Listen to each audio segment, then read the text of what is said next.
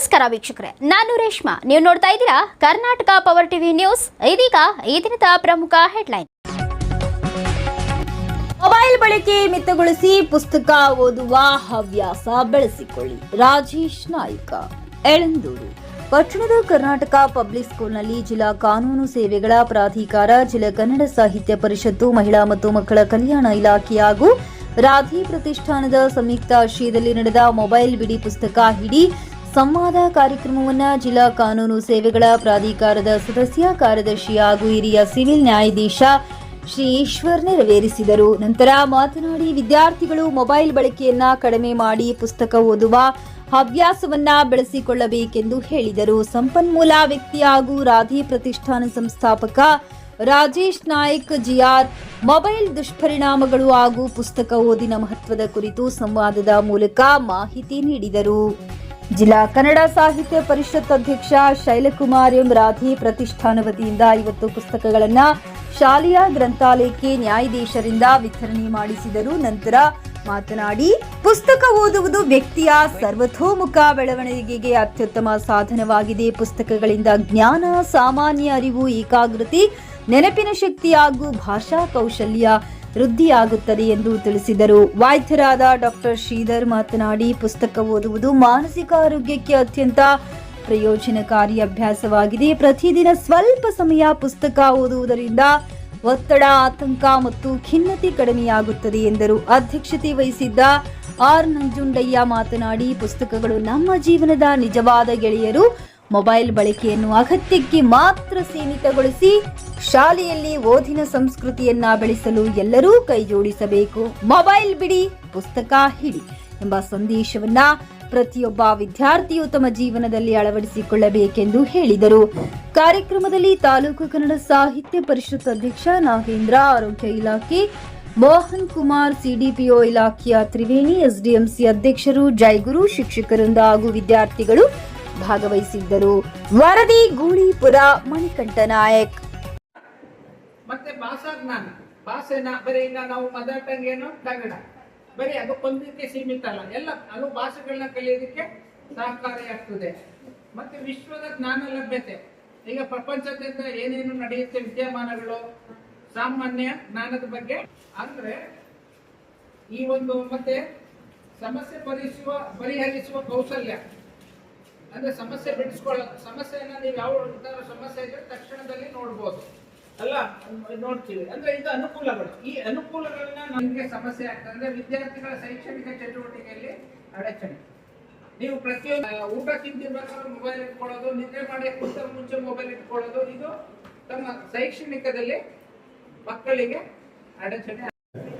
ನಿಮ್ಮಂತ ಮಕ್ಕಳು okay fine, ನನ್ಗೆ ಬಹಳ ಖುಷಿ ಆಗುತ್ತೆ ನಿಮ್ಮಲ್ಲಿ ಫೋನ್ ಇಲ್ಲ ಅಂತೇಳಿ. ಬೆಂಗಳೂರಲ್ಲಾಗಿರುವಂತದ್ದು ಮೊಬೈಲ್ ಅಲ್ಲಿ ಆಟ ಆಡಬೇಡ ಅಂತ ಹೇಳಿದಕ್ಕೆ ಅಪ್ಪ ಅಮ್ಮ ಮತ್ತೆ ಅವರ ಅಕ್ಕ 3 ಜನರು ಕೊಲೆ ಮಾಡಿದ್ದಾರೆ.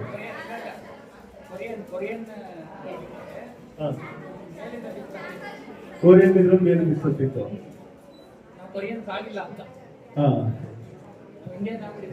ಇಂಡಿಯನ್ ಆಗ್ಬಿಟ್ಟಿದೆ, ಸಾವಿಲ್ಲ ಅಂತ ಈ ತರ ಮಾಡ್ಕೊಳ್ಳುವಂಥದ್ದು. ಇದು ನಿಮಗೆ ಈ ವಿಷಯಗಳನ್ನ ಏನಕ್ಕೆ ಹೇಳ್ತಾ ಇದೀವಿ ಅಂತ ಹೇಳಿದ್ರೆ, ಈ ತರ ಪ್ರಾಬ್ಲಮ್ಸ್ ಇರುವಂತ ಒಂದು ವಸ್ತು ನಿಮಗೆ ಬೇಕಾ ಬೇಡ ಅಲ್ವಾ? ಅದ್ರ ಜೊತೆಗೆ ನಿಮ್ಮ ಮನೆಗಳಲ್ಲಿ ಏನಾದ್ರು ಮೊಬೈಲ್ ಅನ್ನ ನಿಮ್ಮ ಜೊತೆ ಜಾಸ್ತಿ ಯೂಸ್ ಮಾಡ್ತಾ ಇದ್ದಾರೆ ಅಂತ ಹೇಳಿದ್ರೆ, ನಿಮ್ಮ ತಂದೆ ತಾಯಿಗಳು ನಿಮ್ ಜೊತೆ ನಿಮ್ನ ಓದಿಸ್ತಾರ ಕೂರಿಸ್ಕೊಂಡು, ಆಗ ಅವ್ರೇನ್ ಮಾಡ್ತಾರೆ? ಮೊಬೈಲ್ ನೋಡ್ತಾರ. ಆ ತರ ಮಾಡ್ತಾ ಅಂತೇಳಿ ಮೊಬೈಲ್ ಕಿತ್ತು ಸೈಡಿಗೆ ಇಟ್ಬಿಟ್ಟು ಅವ್ರ ನ್ಯೂಸ್ ಪೇಪರ್ ಅಥವಾ ಯಾವ್ದಾದ್ರು ಸಣ್ಣ ಬುಕ್ ನ ಕೊಡಿ, ಓದ್ಲಿ. ಇಲ್ಲ ನೀವು ಓದೋದನ್ನೇ ಜೋರಾಗಿ ಓದಿ, ಅವ್ರು ಕೇಳ್ಕೊಳ್ಳಿ ನಮ್ಮ ಮಗು ಏನ್ ಓದ್ತಿದೆ ಅಂತ. ಅದ್ರಿಂದ ಇಬ್ರು ಸೇಫ್ ಆಗ್ತಾರೆ. ಯಾರಿಗೆ? ಒಂದು ನೀವು ಮತ್ತೆ ನಿಮ್ ಪೇರೆಂಟ್ಸ್ ಇಬ್ರು ಕೂಡ ಸೇಫ್ ಆಗ್ತಾ ಹೋಗ್ತಾರೆ. ಮಾಧ್ಯಮ ಮಿತ್ರರೇ ಹಾಗೂ ಪ್ರೀತಿಯ ವಿದ್ಯಾರ್ಥಿಗಳೇ ಹಾಗೂ ನನ್ನ ಎಲ್ಲ ವೃತ್ತಿ ಬಾಂಧವರೇ, ಇಂಥದ್ದೊಂದು ಕಾರ್ಯಕ್ರಮ ನಮ್ಮ ಶಾಲೆಗೆ ಅತ್ಯಗತ್ಯವಾಗಿ ಬೇಕಾಗಿತ್ತು. ಕಾರಣ, ಇಲ್ಲಿ ಬರ್ತಕ್ಕಂಥ ವಿದ್ಯಾರ್ಥಿಗಳು BPL ಕಾರ್ಡ್ನ ಕುಟುಂಬದ ವರ್ಗದಿಂದ ಬರ್ತಕ್ಕಂಥ ವಿದ್ಯಾರ್ಥಿಗಳಾಗಿರೋದ್ರಿಂದ ಇಂಥ ವಿದ್ಯಾರ್ಥಿಗಳಿಗೆ ವ್ಯಾಸಂಗದಲ್ಲಿ ಆಸಕ್ತಿಯನ್ನು ಹೆಚ್ಚಿಸಿ ಅಂತಹ ಮಕ್ಕಳನ್ನ ಉನ್ನತ ವ್ಯಾಸಂಗವನ್ನು ಮಾಡಿಸಿ ಉನ್ನತ ಹುದ್ದೆಗಳನ್ನ ಅಲಂಕರಿಸುವಂತಹ ಈ ಕಾರ್ಯಕ್ರಮಗಳು ಅವರಿಗೆ ಬೆಳಕಾಗ್ತದೆ ಅಂತ ನಾನಾದ್ರೂ ಕೂಡ ಭಾವಿಸ್ಕೊಂಡಿದ್ದೀನಿ. ಅಂತಹ ಒಂದು ಕಾರ್ಯಕ್ರಮ ಇದಾಗಿದೆ. ಈ ಒಂದು ಕಾರ್ಯಕ್ರಮದಲ್ಲಿ ಆದಂತಹ ಉದ್ದೇಶಗಳು ಇಷ್ಟೇ. ವಿದ್ಯಾರ್ಥಿಗಳು ತಾವೆಲ್ಲರೂ ಕೂಡ ಏನೆಲ್ಲ ಹೇಳಿದ್ದಾರೆ, ಹೇಗೆ ನಾನು ಉನ್ನತ ದರ್ಜೆಗೆ ಏರ್ಬೇಕು, ನನ್ನ ತಂದೆ ತಾಯಿಗಳಿಗೆ ಹೇಗೆ ನಾನು ಮಾದರಿಯ ಮಗಳಾಗಬೇಕು, ಮಾದರಿಯ ಮಗನಾಗಬೇಕು, ನನ್ನ ಊರಿಗೆ ಹೆಸರನ್ನು ತರಬೇಕು, ನನ್ನ ತಾಲೂಕಿಗೆ ಹೆಸರು ತರಬೇಕು, ನನ್ನ ಜಿಲ್ಲೆಗೆ ತರಬೇಕು, ನನ್ನ ರಾಜ್ಯಕ್ಕೆ ತರಬೇಕು, ನನ್ನ ದೇಶಕ್ಕೆ ನಾನು ಉತ್ತಮ ಪ್ರಜೆಯಾಗಬೇಕು ಅನ್ನೋ ಭಾವನೆ ನಿಮ್ಮಲ್ಲಿ ಮೂಡಿದರೆ ಮಾತ್ರ ನೀವು ಉತ್ತಮ ಪ್ರಜೆಗಳಾಗ್ಲಿಕ್ಕೆ ಸಾಧ್ಯ ಅಂತ ನಾನಾದ್ರೂ ಭಾವಿಸ್ತೇನೆ. ಅಂಥದ್ರಲ್ಲಿ ನಮ್ಮ ಈ ಒಂದು ಕರ್ನಾಟಕ ಪಬ್ಲಿಕ್ ಶಾಲೆಗೆ ನಮ್ಮ ಗೌರವಾನ್ವಿತ ಹಿರಿಯ ಸಿವಿಲ್ ನ್ಯಾಯಾಧೀಶರು, ಕಾನೂನು ಸೇವೆಗಳ ಪ್ರಾಧಿಕಾರದ ಸದಸ್ಯ ಕಾರ್ಯದರ್ಶಿಗಳು ನಮ್ಮ ಕಾಲೇಜಿಗೆ ಬಂದು ಒಂದು ವಿಶೇಷ ಕಾರ್ಯಕ್ರಮವನ್ನ ಕೊಡ್ತಾ ಇದ್ದಾರೆ. ಅವರ ಒಂದು ಬಿಸಿ ಶೆಡ್ಯೂಲ್ ಅಲ್ಲಿ ಅನೇಕ ಕಾರ್ಯಕ್ರಮಗಳಿದೆ.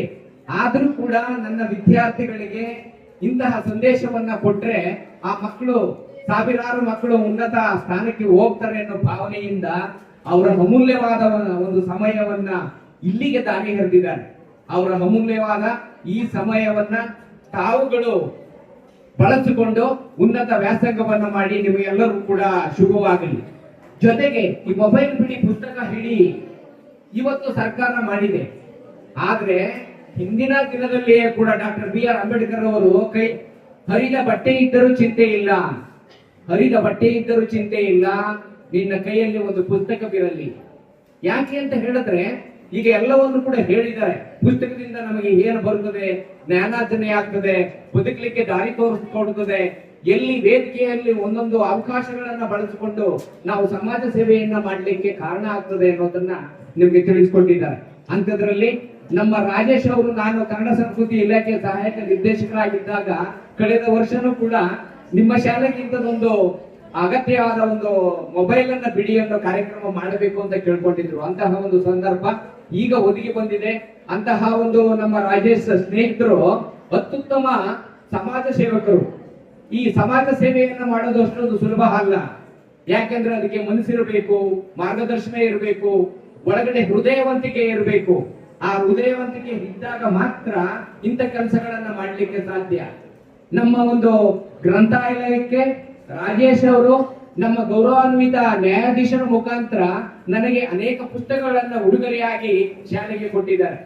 ಅದು ಕೇವಲ ಉಡುಗೊರೆ ಅಂತ ಅಲ್ಲ, ನಿಮಗೆ ಜ್ಞಾನಾರ್ಜನೆಯ ಉಂಟು ಮಾಡುವಂತಹ ಒಂದು ಭಂಡಾರ ಆಗಿದೆ. ಅದಕ್ಕೆ ಅವರಿಗೆ ಅಭಿನಂದನೆಯನ್ನು ನಿಮ್ಮ ಚಪ್ಪಾಳೆಯ ಮೂಲಕ ಸಲ್ಲಿಸಲಿಕ್ಕೆ ಬಯಸ್ತಾ ಇದ್ದೀನಿ. ಇದಕ್ಕೆಲ್ಲ ಕಾರಣಕರ್ತರು ವೇದಿಕೆ ನಮ್ಮ ಶೈಲಕುಮಾರ್ ಅವರು ಕೂಡ ಅನೇಕ ಪುಸ್ತಕವನ್ನ ಯಾವ ರೀತಿ ಬಳಸ್ಕೊಳ್ಬೇಕು, ವಿದ್ಯಾವಂತರಾಗಬೇಕು ಅನ್ನೋದೆಲ್ಲ ಮಾಡಿದ್ದಾರೆ. ನಮ್ಮ ಗ್ರಂಥಾಲಯದಲ್ಲಿ ಇರತಕ್ಕಂತ ಪುಸ್ತಕಗಳನ್ನು ನಮ್ಮ ಕನ್ನಡ ಶಿಕ್ಷಕರು ಹಾಗಾಗಿ ಅವರ ಹೆಸರನ್ನ ನಮೂದಿಸಿಕೊಂಡು ಪುಸ್ತಕಗಳನ್ನ ಕೊಡ್ತಾ ಇದ್ದಾರೆ. ಅವರು ವಾರಕ್ಕೂ 15 ದಿನಕ್ಕೂ ಉತ್ತಮ ಪುಸ್ತಕಗಳನ್ನು ತೆಗೆದುಕೊಂಡು ವ್ಯಾಸಂಗವನ್ನ ಮಾಡಿ ಅದನ್ನ ಉನ್ನತ ದರ್ಜೆಗೆ ಹೋಗಿ ಈ ಒಂದು ಕಾರ್ಯಕ್ರಮದಲ್ಲಿ ನಮ್ಮ ಶ್ರೀಧರ್ ಡಾಕ್ಟರ್ ಆರೋಗ್ಯದ ಬಗ್ಗೆ ಹೇಳಿದ್ದಾರೆ. ಎಲ್ಲವನ್ನೂ ಕೂಡ ಹೇಳಿರ್ತಕ್ಕಂಥ ನಮ್ಮ ಮೋಹನ್ ಅವರು ಯುವ ಕವಿಗಳು. ನನಗೆ ತುಂಬಾ ಖುಷಿ ಅನ್ನಿಸ್ತದೆ ಏನು ಅಂತ ಹೇಳಿದ್ರೆ, ನಮ್ಮ ವಿದ್ಯಾರ್ಥಿಗಳು ನಾನು ಕವನಗಳನ್ನ ಬರಿತಾ ಇದ್ದೀನಿ ಅಂತ ಹೇಳಿದ್ರು. ಅಂತಹ ಕವನಗಳನ್ನ ದಯಮಾಡಿ ನಮ್ಮ ಶಿಕ್ಷಕರೊಂದಿಗೆ ಒದಗಿಸ್ಕೊಡಿ.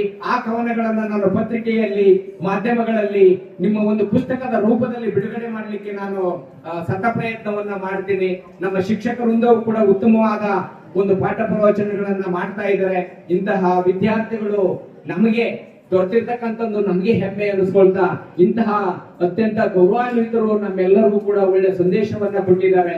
ಆ ಸಂದೇಶಗಳನ್ನ ಪಾಲಿಸಿ ಉತ್ತಮ ವಿದ್ಯಾರ್ಥಿಗಳಾಗಿ ಈ ಒಂದು ಕರ್ನಾಟಕ ಪಬ್ಲಿಕ್ ಶಾಲೆಯನ್ನ ಕರ್ನಾಟಕ ರಾಜ್ಯದಲ್ಲೇ ಒಂದು ಮೊದಲ ಸ್ಥಾನಕ್ಕೆ ತರುವಂತಹ ಕೆಲಸವನ್ನ ವಿದ್ಯಾರ್ಥಿಗಳು ಮಾಡಬೇಕು. ನೀವೆಲ್ಲ ಎಂತಹ ವಿದ್ಯಾರ್ಥಿಗಳಾಗಬೇಕು ಅಂದ್ರೆ ಅಪೂರ್ವ ವಿದ್ಯಾರ್ಥಿಗಳಾಗಬೇಕು.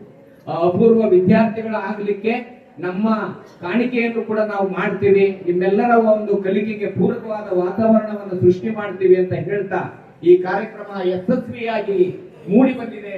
ಆ ಯಶಸ್ವಿ ಆಗ್ಲಿಕ್ಕೆ ಎಲ್ಲ ಗಣ್ಯರು ಹಾಗೂ ವಿದ್ಯಾರ್ಥಿಗಳು ಇಷ್ಟು ಸಂಯಮದಿಂದ ಕೂತು ಕಲ್ತಿದ್ದೀರಿ.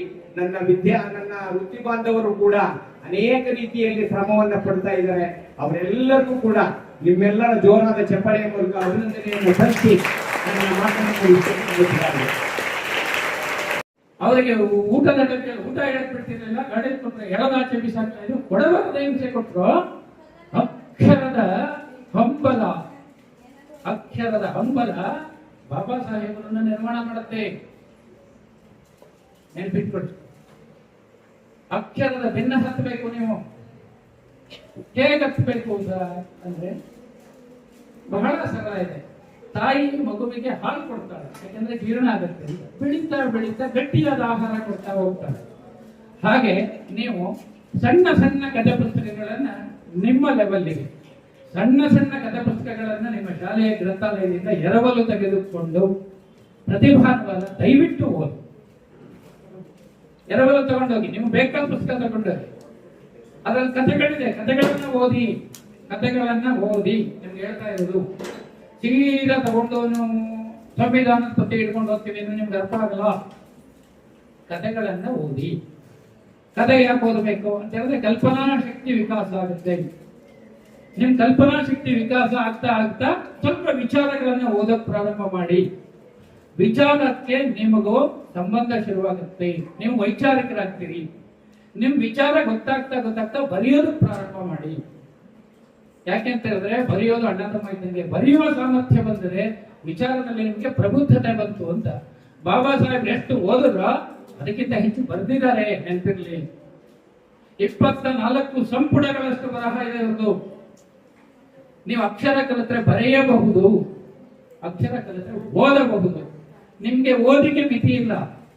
ಹಾಗಾಗಿ ನೀವು ಸಣ್ಣ ಪುಸ್ತಕಗಳನ್ನ ಈ ಹೈಸ್ಕೂಲ್ ಲೆವೆಲ್ ಅಲ್ಲಿ ನೀವು ಈಗ ಪ್ರಾರಂಭ ಮಾಡಬೇಕು. ನನ್ನ ಮನವಿ, ಸಣ್ಣ ಸಣ್ಣ ಕಥನಗಳನ್ನ, ಕಥಾ ಪುಸ್ತಕಗಳನ್ನು ಓದಿ. ನಾ ಚಂದಮಾಮ ಓದಿ ಬೆಳೆದವನು, ಬಾಲಮಿತ್ರ ಓದಿ ಬೆಳೆದವನು. ಮಕ್ಕಳ ಪುಸ್ತಕಗಳನ್ನ ಓದೋದಕ್ಕೋಸ್ಕರ ಅಂಬಲಸ್ಕಂಡ ಲೈಬ್ರರಿಗೆ ಹೋಗೋಕೆ ಶುರು ಮಾಡಿದವನು. ಓದ್ತಾ ಕಡೆ ಮಕ್ಕಳ ಪುಸ್ತಕ ಮುಗಿದ್ಮೇಲೆ ಇನ್ನೇನು ಓದಬೇಕು? ಶಿವರಾಮ್ ಕಾರಂತರನ್ನ ಓದೋಕೆ ಶುರು ಮಾಡಿದ್ವಿ, ಇನ್ನೊಬ್ಬರನ್ನ ಓದೋಕೆ ಶುರು ಮಾಡಿದ್ವಿ. ಓದ್ತಾ ಅದು ಮುಗಿದ್ಮೇಲೆ ಬಾಬಾ ಸಾಹೇಬ್ರ ಹತ್ರಕ್ಕೆ ಬಂದ್ವಿ, ಈ ಲೋಹಿಯಾ ಅವ್ರ ಹತ್ರಕ್ಕೆ ಬಂದ್ವಿ, ಇನ್ಯಾವುದೋ ವೈಚಾರಿಕ ಸಾಹಿತ್ಯಗಳನ್ನು ಕೈಗೆ ತಗೊಳಕ್ ಶುರು ಮಾಡಿದ್ವಿ. ಅಷ್ಟೊಂದಿಗೆ ನಮ್ಮ ಕಾಲೇಜ್ ಲೆವೆಲ್ ನಾವು ರೀಚ್ ಆಗಿದ್ವಿ. ನೀವು ಮಾಡಬೇಕಾದದ್ದು ಕಥೆ ಪುಸ್ತಕಗಳನ್ನ ದಯವಿಟ್ಟು ಓದಿ. ಇರ್ತಕ್ಕಂಥ ಕಾರ್ಯಕ್ರಮದ ಕುರಿತು ಮಾತನಾಡಬೇಕು ಅಂತ ಅವ್ರನ್ನ ಕೇಳ್ಕೊತಾ ಇದ್ದೀನಿ. ನಮಸ್ತೆ ಎಲ್ಲರಿಗೂ. ನಮಸ್ತೆ. ಮೈಕ್ ಇಟ್ಕೊಂಡು ಹಂಗೆ ಮಾತಾಡೋದು ಕೇಳಿಸುತ್ತಾ? ಮನೆವರೆಗೂ ಕೇಳಿಸುತ್ತಾ? ಮೈಕ್ ಬೇಕಾ? ಓಕೆ, ಮೈಕ್ ಇಟ್ಕೊಂಡೆ ಮಾತಾಡ್ತೀನಿ. ಇವತ್ತಿನ ಕಾರ್ಯಕ್ರಮ ಏನು? ಮೊಬೈಲ್ ಬಿಡಿ. ಬಿಡ್ತೀರಾ ಮೊಬೈಲ್? ಪುಸ್ತಕ ಹಿಡಿತೀರಾ? ಅದನ್ನು ಮಾತಾಡೋ ಅವಶ್ಯಕತೆ ಇಲ್ಲ ಅಲ್ವಾ? ಯಾಕಂದ್ರೆ ಮೊಬೈಲ್ ಏನ್ ಪ್ರಾಬ್ಲಮ್ಸ್ ಆಗುತ್ತೆ ಅಂತ ಅವರು ಸರ್ ಹೇಳಿದ್ರು. ಆರೋಗ್ಯದ ಬಗ್ಗೆ ಶ್ರೀಧರ್ ಸರ್ ಹೇಳಿದ್ರು. ನೀವೇ ಮೊಬೈಲ್ ಬಿಡಕ್ಕೆ ರೆಡಿ ಇದ್ದೀರಾ, ಪುಸ್ತಕ ಇಡಕ್ಕೆ ರೆಡಿ ಇದ್ದೀರಾ. ನಾನೇನ್ ಮಾತಾಡ್ಬೇಕು? ಮಾತಾಡಲ್ಲ. ಕೆಲವೊಂದು ಪ್ರಾಬ್ಲಮ್ ಇದೆ ಮೊಬೈಲ್ ಬಿಡೋದಕ್ಕೆ, ಅದಕ್ಕೆ ಯಾರು ಜಾಸ್ತಿ ಮಾತಾಡ್ತಾ ಇಲ್ಲ. Thank you. ಮೊಬೈಲ್ ಬಿಡಿ, ಪುಸ್ತಕ ಇಡಿ. ನಾನು ಕಾರ್ಯಕ್ರಮ ಸ್ಟಾರ್ಟ್ ಮಾಡೋಕ್ಕಿಂತ ಮುಂಚೆ ನಾನು ನಿಮ್ ಜೊತೆ ಮಾತಾಡ್ತೀನಿ. ನಾನು ನಿಮ್ ಜೊತೆ ಮಾತಾಡ್ತೀನಿ, ಭಾಷಣ ಮಾಡಕ್ ಬರೋಲ್ಲ ನನಗೆ. ನಾನು ನಿಮ್ ಜೊತೆ ಮಾತಾಡ್ಕೊಂಡು ಒಂದಷ್ಟು ಇನ್ಫಾರ್ಮೇಶನ್ ಗಳನ್ನ ನನಗೂ ಕೊಡ್ತಾ ಹೋಗ್ತೀನಿ. ಓಕೆನಾ? ಯಾಕಂದ್ರೆ ಮೊಬೈಲ್ ಎಲ್ಲ ಯೂಸ್ ಮಾಡ್ತಾ ಇರೋದ್ರಿಂದ ಒಂದಷ್ಟು ಇನ್ಫಾರ್ಮೇಶನ್ಸ್ ನಾನು ಕೊಡ್ತಾ ಹೋಗ್ತೀನಿ. ಅದಕ್ಕಿಂತ ಮುಂಚೆ ನಿಮ್ ಕಡೆಯಿಂದ 2-3 ಆನ್ಸರ್ ತಗೋಬೇಕು. ನಾನು ಎಲ್ಲರೂ ಆನ್ಸರ್ ಮಾಡಬೇಕು.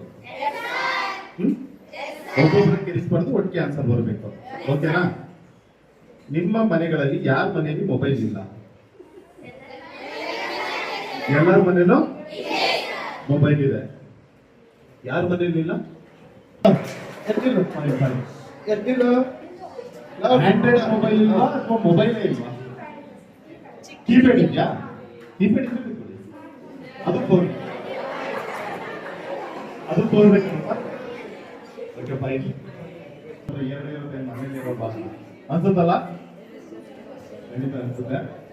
ಪ್ರತಿಯೊಂದು ಮನೆಯಲ್ಲಿ ಇವತ್ತು ಮೊಬೈಲ್ ಇದೆ ಅಲ್ವಾ?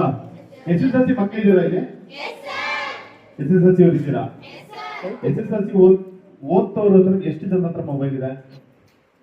ನಿಮ್ಮ ಹತ್ರ, ನಿಮ್ ತಂದೆ ತಾಯಿ ಹತ್ರಲ್ಲ. ನಿಮ್ಗೆ ಯಾರು ತಗೊಂಡಿಲ್ವ ಫೋನ್ ತಗೊಂಡಿಲ್ಲ? ಒಳ್ಳೆ ಮಕ್ಕಳು.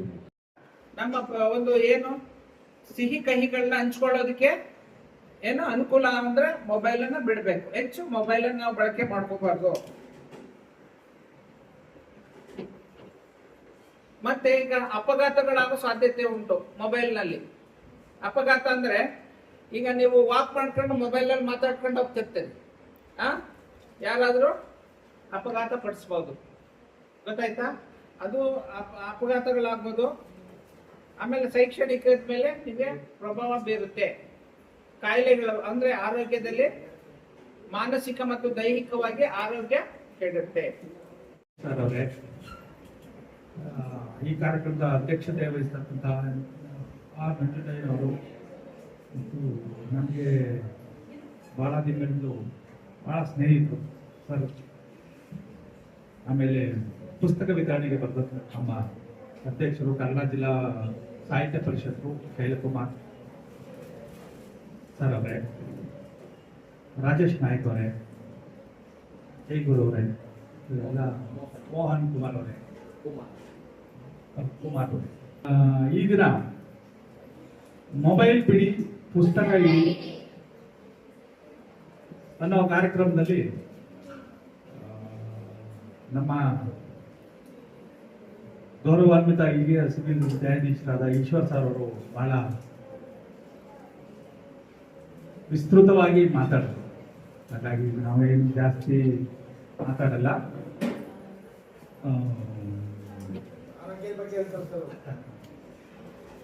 ಸರ್ ಆರೋಗ್ಯದ ಬಗ್ಗೆನೂ ಮಾತಾಡ್ಬಿಟ್ಟು ಅದೊಂದು ಆರೋಗ್ಯದ ಮೇಲೆ ಪರಿಣಾಮಗಳು ಮತ್ತು ದುಷ್ಪರಿಣಾಮಗಳ ಬಗ್ಗೆನೂ ಮಾತಾಡ್ಬಿಟ್ರು.